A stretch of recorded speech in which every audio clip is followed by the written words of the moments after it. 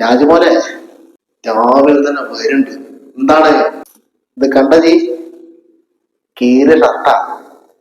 ഇതൊന്നല്ല, കഴിഞ്ഞ ഒരു കൊല്ലായിട്ട് ഇന്റെ അടുത്തുള്ള ഷർട്ടുകളൊക്കെ കീറിയിടും. എല്ലാം കീറി. അന്റെ കാരണം കൊണ്ട്, അന്റെ മാത്രം കാരണം കൊണ്ട് മിണ്ടി പോയത്. ഞാൻ എന്റെ പണി കളഞ്ഞിട്ടില്ല. നാട്ടുകാരുടെ പുറത്തു. പിന്നെ അല്ലാതെ ആരെ കാരണം കൊണ്ടാണോ? നാട്ടുകാരെ കാരണം കൊണ്ടോ? അതോ ഭരിക്കുന്ന ആൾക്കാരെ കാരണം കൊണ്ടോ? അല്ല, ഒരു സുഹൃത്തായി എന്നെ വിശ്വസിച്ച് നല്ലൊരു പണി ഉപേക്ഷിച്ചിട്ട് നിൽക്കാൻ തുടങ്ങിയിട്ട് ഒരു കൊല്ലായി.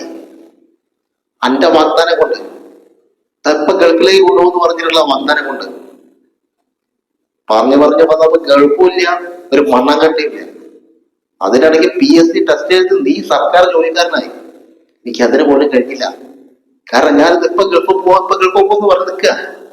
എനിക്ക് എന്തിനാ PSC ടെസ്റ്റ് ഞാൻ ചിന്തിച്ചു. നീ ചതിച്ചല്ലേ. ഒന്നെങ്കിൽ ഗൾഫ്, അല്ലെങ്കിൽ ഒരു ജോലി. ഇത് രണ്ടും ഇല്ലാണ്ട് ഞാൻ പോലോട് അത്രയും ഗതികളിലാണ്.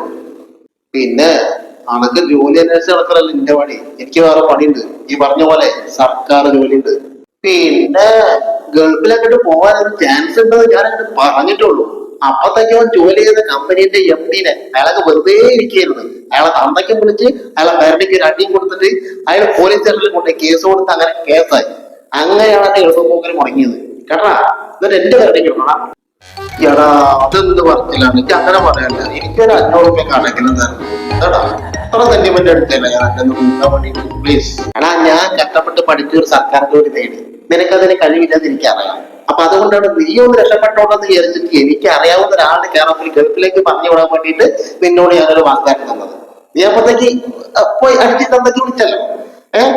ആ തന്തയ്ക്ക് വിളിക്ക് നിനക്ക് തല്ലും കിട്ടി പോലീസുകാരെ കഴിയുന്നത്.